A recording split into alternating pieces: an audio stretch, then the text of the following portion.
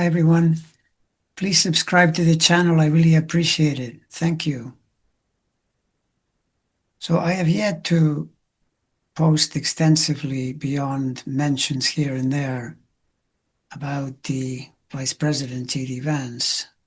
And it's because he's mostly in the background and, in my opinion, not a very consequential figure just yet. But I appreciate the fact that many are worried that should something happen to Trump and or the potential prospect of he meaning Vance, becoming president someday. And without getting into a whole lot of detail about his chart just yet, other than to say a couple of things that confirm the likely accuracy of this birth time for him, this 8/11 birth time, which gives him 27 plus Leo rising. It's very similar to the rising sign of his orange boss by sign and by degree, and even his demeanor also matches pretty well, meaning now J.D. Vance. So chart is most likely accurate. The way I'm looking at this is by considering his future prospects, meaning I look at where is he now, definitely in astrology terms, not even close to the level of pressure being experienced by his boss. It's not even close. Then we look at two key points. One would be the upcoming midterms in 2026, which means looking at important astrology patterns late that year. And if you surmise, project that he might become president, then you have to look at 2028. What are his chances? What does it look like then? And here's where it gets very, very interesting, because if you say the danger is what he might do if Trump were to become disabled in some way or worse, and he can't continue. So then JD takes over. What people say is he's even more dangerous, he's smarter, etc., and he'll do even more damage.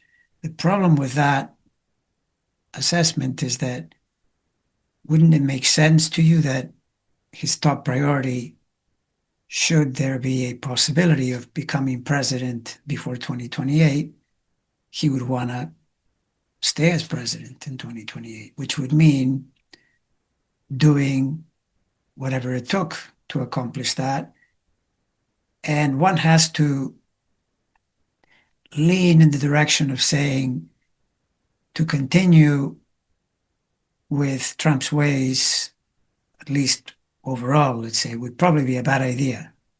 My feeling is that JD is smarter than that, and he would probably adjust his approach to make it more possible to succeed in 2028. Of course, that's just my opinion, but that's how I would see it, thereby probably making him less dangerous than Trump would be between now and 2028. But secondly, and regardless of whether the opportunity opens up or not, we look at, okay, what's going on in 2028, that year, especially in November, and what's going on in 2026. And what's really interesting about this is that, to me, it looks like 2026 doesn't look good for Trump at all near the end of the year. And I have said in prior videos that this might even be because he's perhaps not even able to be the president at that point due to either complete disappearance or some kind of partial disappearance, rendering him unable to do so. But either way, the energies then are extremely complicated. Saturn is set up for a major denial. But not in JD's chart. Matter of fact, in the case of JD, it's trining his Sun and his Uranus, which to me feels like he will sense that moment to be an opportunity. We'll be, what I'm seeing might mean that I could be president later. In other words, a bad outcome, then he has to prepare himself for the possible success in 2028, which politically makes a lot of sense too, in the sense that if things don't go well, as is almost certainly to be the case, I'm confident in the 90s, high 90s even, that that's what's going to happen to the GOP in 2026, then Trump becomes a lame duck, and the next 2 years, JD would be wheeling and dealing and scheming to raise his profile. Here's the problem. We get into 2028. By then, Saturn leaves Aries, enters Taurus. This is JD's 10th sign. The 10th sign for Saturn can be, in some cases, the pinnacle of a person's career in terms of power, but also, more importantly, work and responsibility. But it's a very risky position. This is what, for example, Hitler discovered in his life. I mean, that was the end when Saturn entered the 10th. Same for Al Gore, same for Kevin McCarthy in recent years, Kamala Harris. It's not an easy placement.